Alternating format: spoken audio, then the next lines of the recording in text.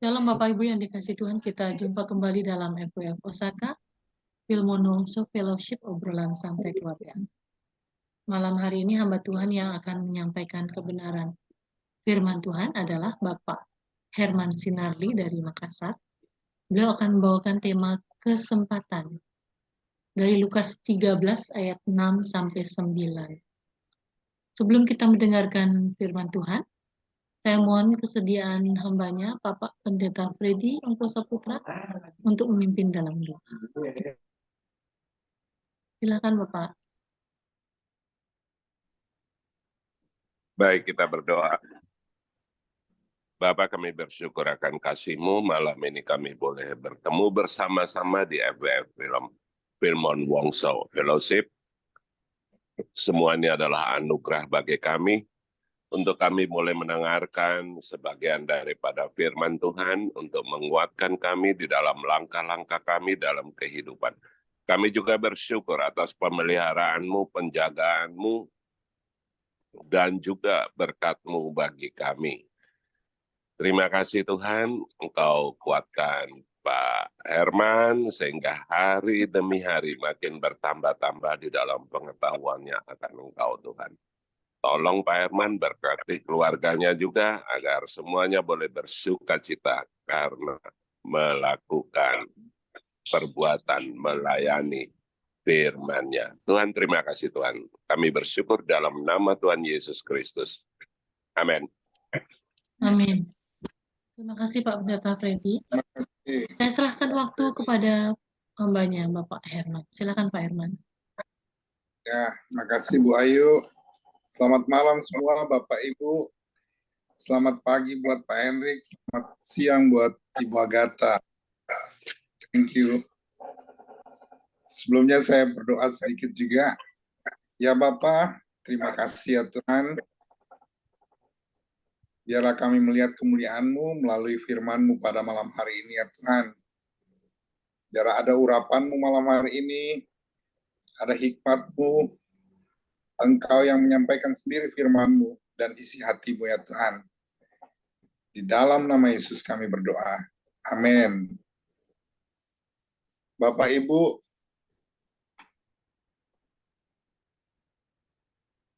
kesempatan ini saya mengambil dari Lukas 13 ayat 6 sampai ayat 9. Jadi ini perumpamaan tentang pohon ara yang tidak berbuah. Dan saya beri judul kesempatan. Jadi di ayat 6 lalu Yesus mengatakan perumpamaan ini.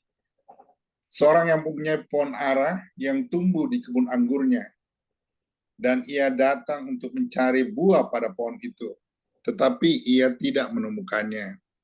Lalu ia berkata kepada pengurus kebun anggur itu, "Sudah 3 tahun aku datang mencari buah pada pohon ara ini, dan aku tidak menemukannya. Tebanglah pohon ini, untuk apa ia hidup?" Jawab orang itu, "Tuan, biarkanlah ia tumbuh tahun ini lagi. Aku akan mencangkul tanah sekelilingnya dan memberi pupuk padanya. Mungkin tahun depan ia berbuah. Jika tidak, tebanglah ia." Jadi, tukang kebun ini meminta waktu lagi 1 tahun pada pemilik kebun anggur. Nah, itulah yang saya katakan sebagai kesempatan. Jadi kesempatan setahun lagi untuk menghasilkan buah yang dikehendaki oleh Tuhan dari tanah ini.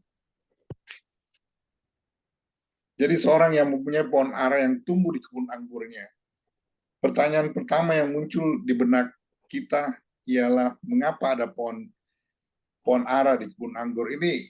Selalu saya berpikir, kenapa ya? Kok pohon ara di kebun anggur? Apakah ada makna tersendiri, makna rohani dari perumpamaan ini? Jadi kebun anggur tentunya merupakan tempat untuk menanam anggur saja. Saya berpikir begitu selalu, dan bukannya ada pohon ara. Nah, apakah ada maksud Tuhan dalam penggambaran ini? Pohon ara yang ditanam di kebun anggur.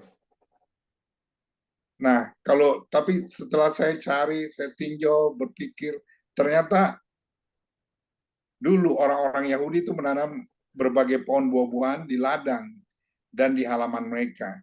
Jadi sudah lazim bagi mereka untuk menanam pohon biji-bijian, buah-buahan di kebun anggur atau bahkan di kebun sayur. Jadi tidak ada yang istimewa. Jadi itu hal yang lumrah. Ada pohon ara di kebun anggur atau ada pohon ara di kebun sayuran. Dan itulah yang terjadi sebenarnya di Israel. Cuma tanahnya, kondisi tanah dalam pengolahan tertentu, jadi pola bercocok tanam dan tanaman yang beragam itu sebenarnya sangat baik lah untuk kesuburan tanah. Jadi waktu dulu penggambaran ini berbagai macam tanaman buah-buahan yang ditanam di kebun anggur atau di kebun sayur sebenarnya adalah hal biasa bagi orang-orang Yahudi. Dan juga kita biasa melihat bahwa pohon ara dan pohon anggur seringkali disebut bersama-sama di dalam perjanjian lama. Sangat sering kedua jenis ini disebut secara bersamaan, menunjukkan bahwa keduanya biasa ditanam bersama-sama.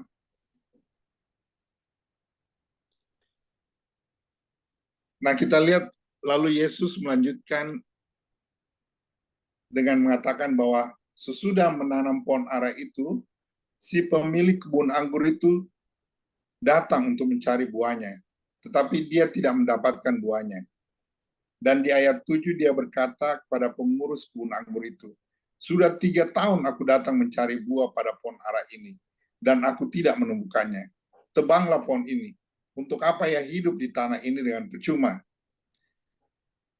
Nah, kita tahu berdasarkan Alkitab dan kebiasaan-kebiasaan waktu itu orang Yahudi, jika kita menanam pohon ara,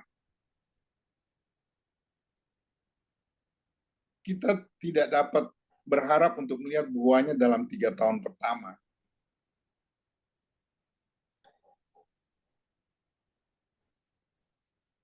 Jadi itu berarti bahwa ketika pemilik kebun anggur itu mulai datang untuk mencari buah ara, pohon tersebut sudah memasuki usia 4 tahun. Anda atau saya dapat memahami hitung-hitungan ini dengan melihat sebagai contoh. Kita lihat di Imamat 19 ayat 23. Di situ dikatakan bahwa apabila kamu sudah masuk ke negeri itu dan menanam bermacam-macam pohon buah-buahan, janganlah kamu memetik buahnya selama 3 tahun dan jangan memakannya. Jadi 3 tahun pertama itu tidak dilakukan pemetikan buah dari pohon buah-buahan yang ditanam. Pohon itu dibiarkan bertumbuh dan diberi perawatan. Di tahun yang keempat lah baru boleh mengambil hasil buah-buahan dari pohon itu. Jadi kalau kita lihat perumpamaan ini berarti waktu tuan tanah ini mencari buah di pohon ara ini, sebenarnya pohon ini sudah 4 tahun di area itu. Sudah bertumbuh 4 tahun. Dan dia mencari setelah 3 tahun lagi. Jadi tahun keempat, tahun kelima, dan tahun keenam dia mencari, tetapi pohon itu belum berbuah juga. Nah, angka tahun ini bukannya tidak bermakna, Bapak Ibu. Karena kalau kita melihat bahwa si pengurus kebun induk meminta tambahan waktu 1 tahun lagi. Jadi secara keseluruhan jumlah tahunnya sekarang menjadi 7. Jadi kalau kita lihat, kita ketahui merupakan angka 7 itu merupakan lambang kesempurnaan di dalam Alkitab. Jadi angka 7 tahun di dalam perumpamaan ini mengungkapkan kesabaran Tuhan yang sempurna, kesabaran Allah yang sempurna. Ia sudah berkenan untuk menunggu sampai 7 tahun penuh. Jadi kesabarannya itu sudah ditunjukkan pada batas terjauh yang dapat dia berikan. Nah, namun dia tidak bisa lagi memberi dan dia sudah mau memotong pohon itu.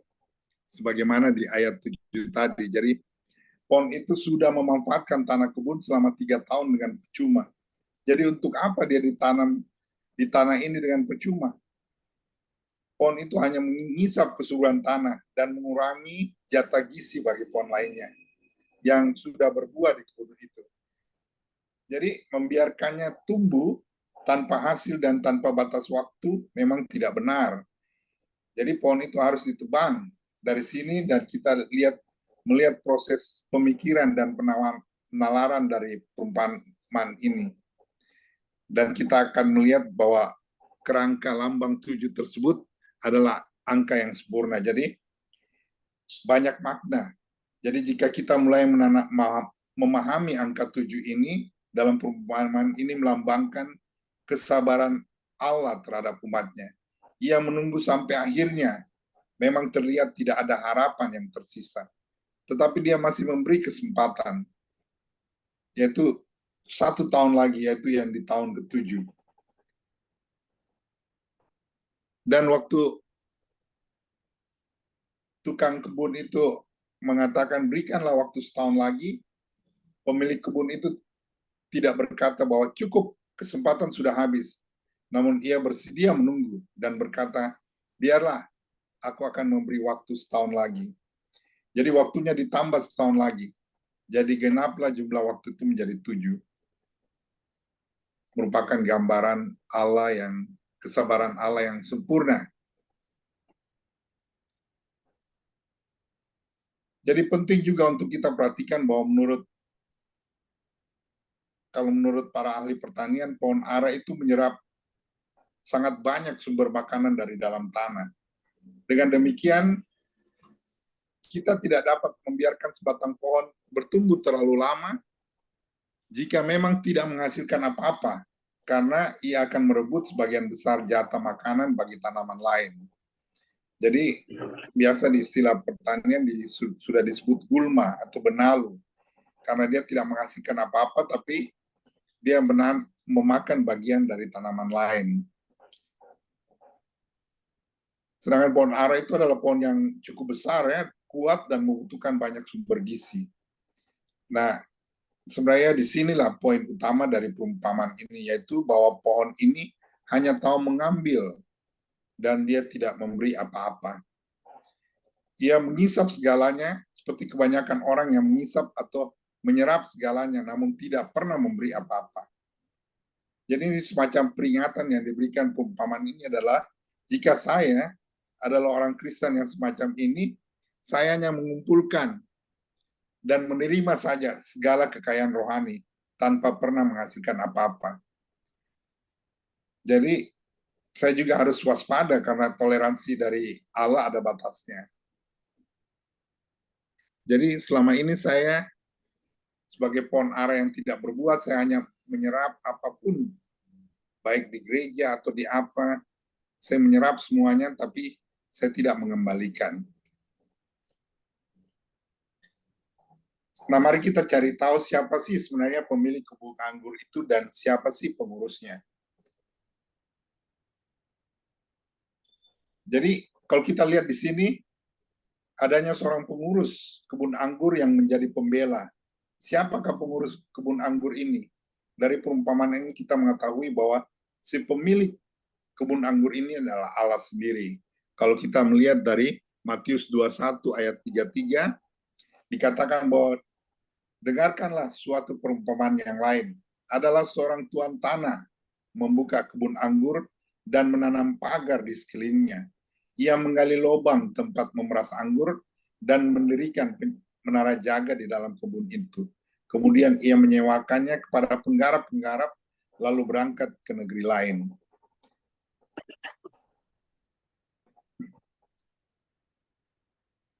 Nah, bagaimana gamblang bahwa Allah digambarkan sebagai pemilik kebun anggur itu.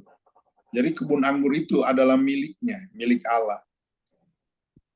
Nah, siapa sih pengurus kebun itu? Jadi gambaran yang kita dapatkan dari juga menjadi jelas siapa yang dapat membela dan meminta belas kasihan. Siapakah yang menjadi pengantara antara Allah dan manusia?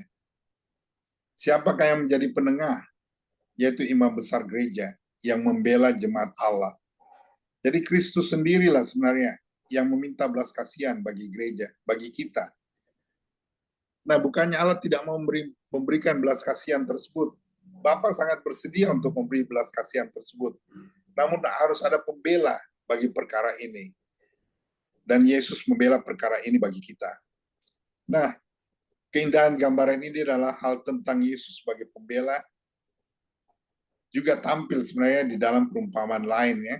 Kalau kita lihat di Lukas 22 ayat 31, bagaimana Yesus berkata kepada Petrus, Simon, Simon, lihat, iblis telah menuntut untuk menampi kamu seperti gandum, tetapi aku telah berdoa untuk engkau, supaya imanmu jangan gugur.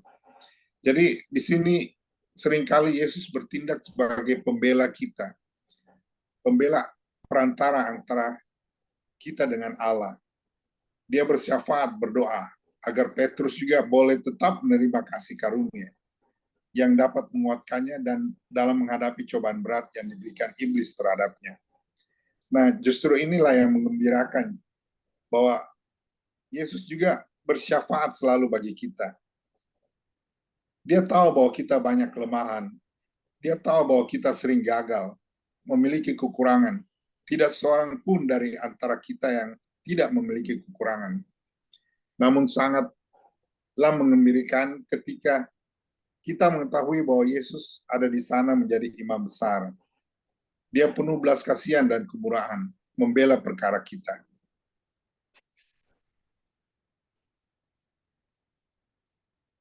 Nah, sekarang pertanyaannya, akan mampukah kita bangkit dari kejatuhan? Kalau Yesus sudah membela perkara kita dan dengan kasih karunia-Nya, kita diangkat lagi keluar dari lumpur tebal dan ditegakkan di atas batu karang yang teguh. Jadi, sampai kapan kita harus terus lemah? Jadi Yesus juga digambarkan bukan saja sekedar pembela, tetapi juga sebagai hamba. Nah, bagaimana dia sebagai hamba di dalam kebun anggur itu? Di dalam perjanjian lama, Yesus digambarkan sebagai hamba yang menderita. Ia bersyafaat bagi kita menanggung segala pelanggaran dan dosa kita sebenarnya. Kalau kita lihat dalam Yeremia 52 ayat 16.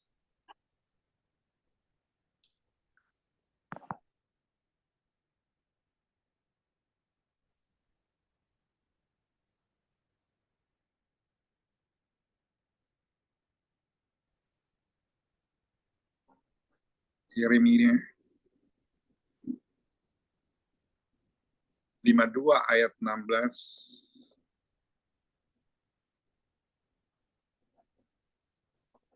Dikatakan bahwa waktu itu Nebuzaradan baru saja menyerang daerah Yehuda, dan dia hanya beberapa orang miskin dari negeri itu yang ditinggalkan oleh Nebuzaradan, kepala pasukan pengawal itu, untuk menjadi tukang-tukang kebun anggur dan peladang-peladang. Jadi gambaran kebun anggur di sini gambaran hamba yang rendah sekali. Jadi Yesus mau sebagai itu digambarkan. Dia hamba di kebun itu yang mengurus kita. Dia membajak ladang, membalikkan lapisan tanah dengan peralatan supaya kita dapat kembali menghasilkan buah.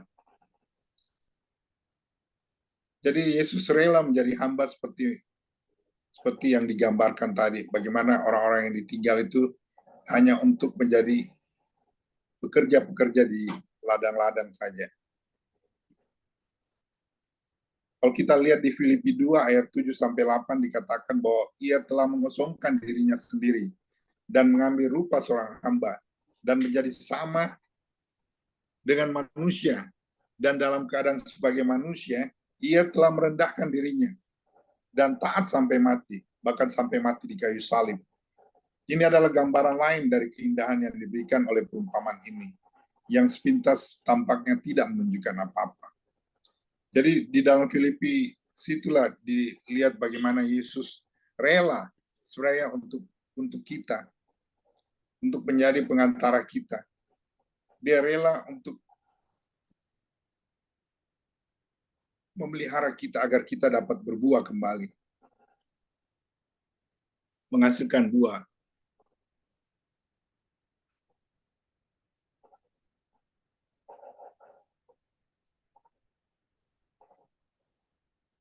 Jadi hal lain yang kalau saya lihat adalah bahwa pohon ara ini tidak sekedar mendapat tambahan waktu saja setahun.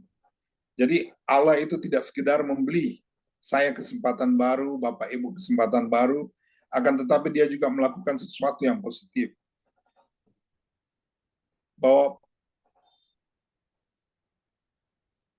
karena dia termasuk tangguh untuk bertahan hidup, pohon ara ini tidak memerlukan lagi kompos, dia tidak diberi lagi pupuk, meskipun itu lazim disebarkan. Jadi berarti Yesus telah melakukan sesuatu yang luar biasa.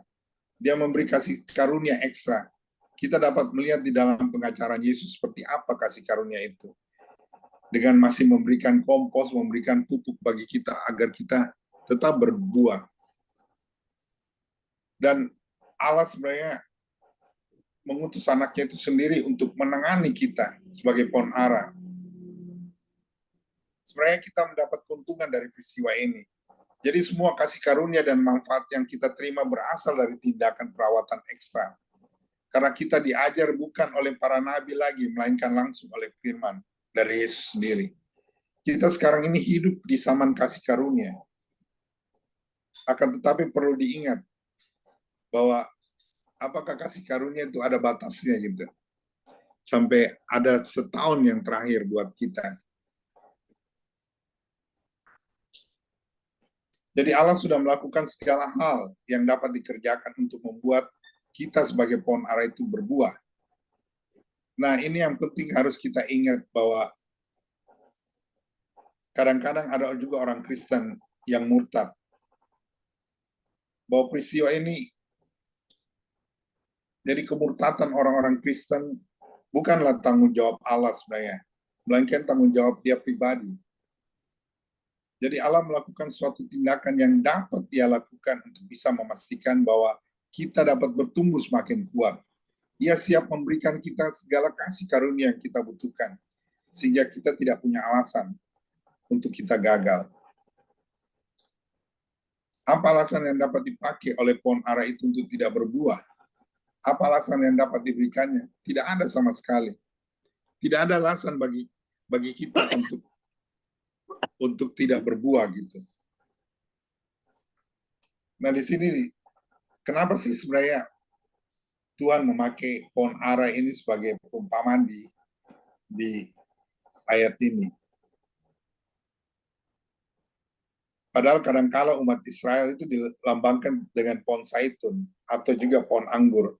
Akan tetapi dalam perumpamaan ini yang dipakai adalah pohon ara. Yesus dengan teliti memakai pohon ara sebagai gambaran tentang umat, karena pohon ara ini adalah pohon yang lebat buahnya.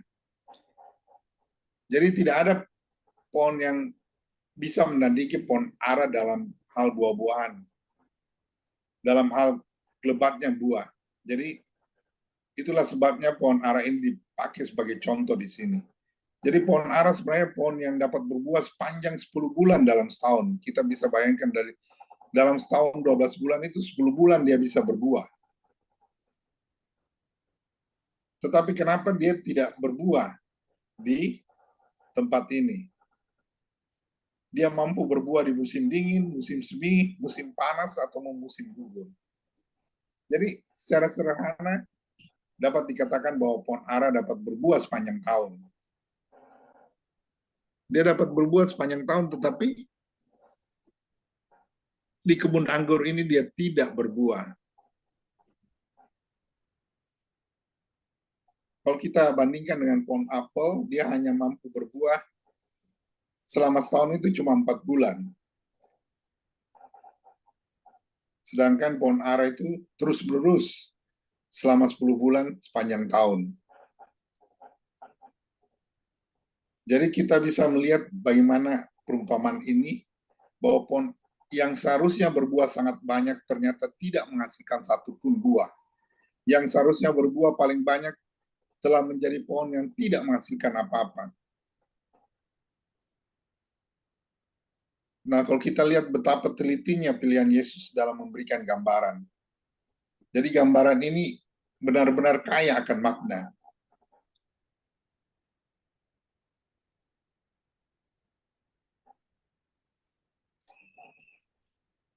Jadi, meskipun tidak berbuah, mengapa Allah menyelamatkan kita? Ingatlah hal ini baik-baik, karena kalau tidak, maka kita mungkin akan mengira bahwa Allah menyelamatkan kita karena kita ini harus diselamatkan.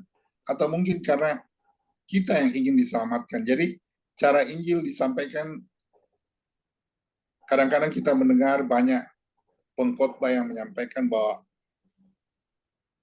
Allah ada hanya untuk memberi kepastian, memberikan tiket bagi kita untuk ke surga sudah terjamin. Seolah-olah keselamatan itu hanya soal berangkat ke surga. Dan masalah lain tidak ada kaitannya dengan keselamatan.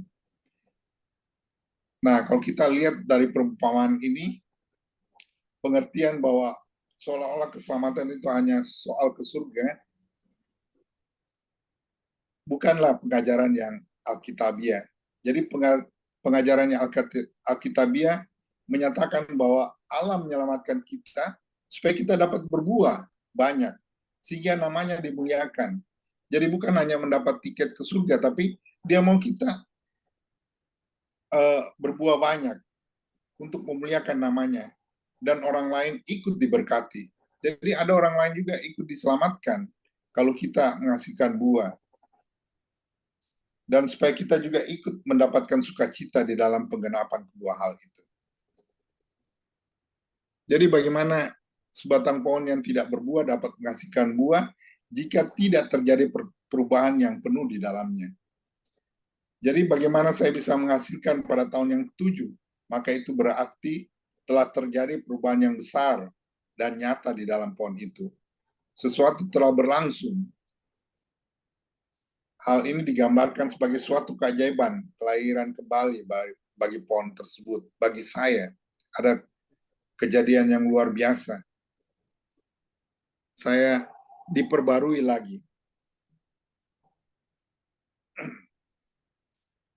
Kalau saya baca bahwa pakar tanaman mengatakan bahwa pohon yang sudah gagal berbuah sampai 6 tahun berturut-turut itu tidak dapat diharapkan untuk dapat menghasilkan buah lagi. Itu sebabnya si tukang kebun ini sebenarnya sudah sedang berharap pada mujizat. Jadi dia hanya berharap mujizat saja. Karena bahkan si pemilik kebun itu sebenarnya sudah tidak berkata bahwa tidak ada lagi yang dapat diharapkan dari pohon ara ini. Coba si tukang kebun ini mengharapkan terjadinya suatu mujizat di tahun yang ke-7. Artinya suatu perubahan yang sangat besar akan terjadi atas pohon ara itu. Jadi dengan kuasa Allah, hal itu bisa dilakukan.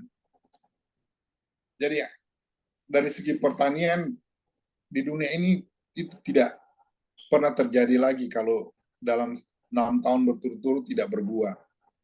Tidak ada peluang sedikit pun bagi pohon ara itu untuk dapat berbuah lagi pada tahun berikutnya. Atau bahkan dalam 5 tahun lagi. Namun Yesus membawa unsur rohani di dalam perumpamaan ini. Yaitu bahwa Allah akan membuat mujizat. Jadi ada unsur rohani yang ingin ditampilkan oleh Yesus. Bahwa Allah akan membuat mujizat. Allah akan membuat hal itu menjadi sangat mungkin. Segala kuasa dan kasih karunia-Nya sekarang tersedia secara melimpah bagi pohon ara ini. Jadi apakah ini sesuai dengan yang diharapkan? Kalau kita lihat pada bangsa Israel, itu tidak terlaksana.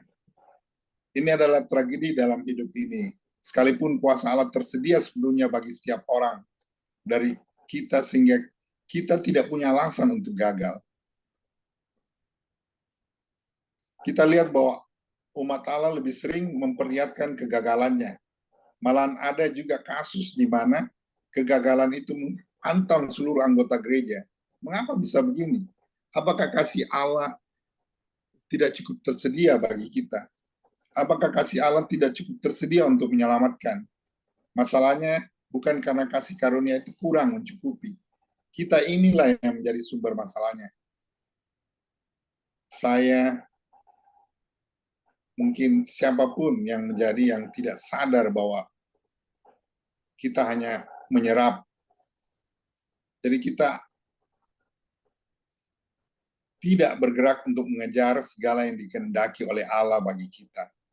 Jadi jika kita gagal meraihnya itu bukan karena kurangnya kasih karunia Allah bagi kita, namun karena ketidaktaatan dan kekerasan hati kita ini. Jadi Allah dapat menghasilkan hamba-hamba yang penuh kuasa dengan memakai kita. Jadi sebenarnya melalui kita lah, Allah mau kita menghasilkan juga orang-orang lain yang penuh kuasa. Jadi tidak ada alasan bagi saya untuk menjadi kerdil secara rohani. Tidak ada alasan sama sekali. Karena kuasa penciptaan Allah ada tersedia untuk mengubah saya dan setiap kita. Jadi mungkin sudah 6 tahun menjadi orang Kristen atau malah lebih, dan keadaan kita seperti pohon ara yang tidak berbuah ini. Kalau kita gagal meraih hal-hal itu, yang menjadi sumber masalah adalah kita sendiri. Karena kita hanya menyerap, tidak pernah berbuah, tidak pernah memberikan sesuatu bagi sesama, bagi gereja kita.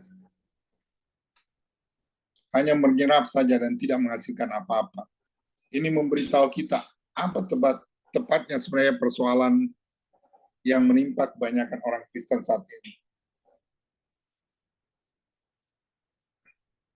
Jadi inilah kesempatan yang diberikan bagi kita oleh Allah untuk kita berbuah. Jadi berbuah memiliki dua makna dalam Alkitab. Pertama, itu terjadi suatu perubahan kualitatif dalam hidup kita.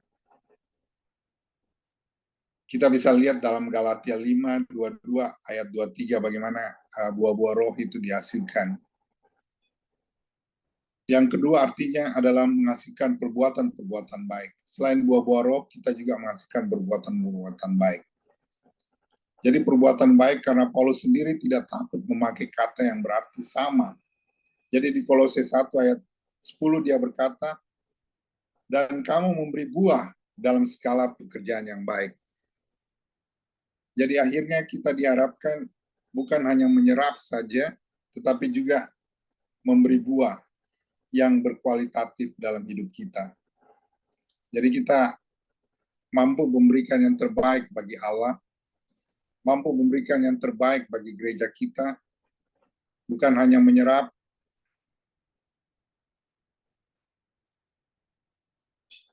kita dapat memberi buah dalam segala pekerjaan, perbuatan yang baik, suatu perubahan kualitatif di dalam hidup kita.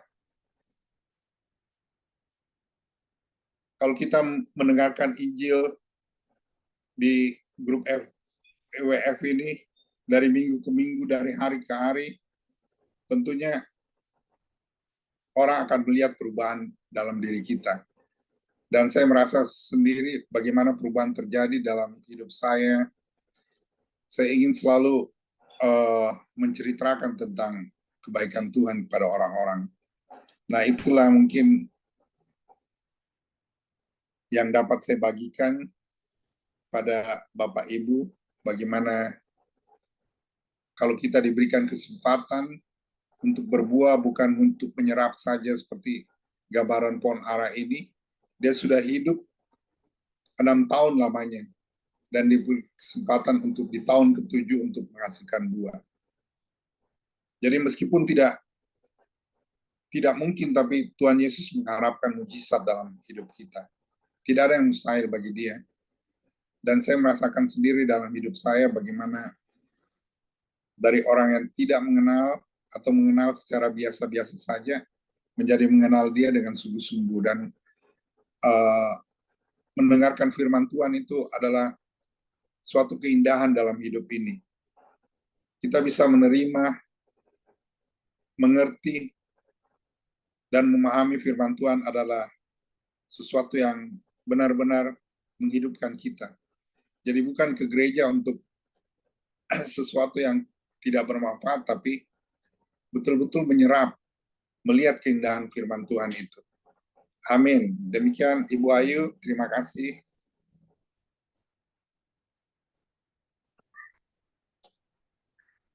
Makasih Pak Herman. Mohon Bapak tutup dalam doa, setelah itu kita diskusi.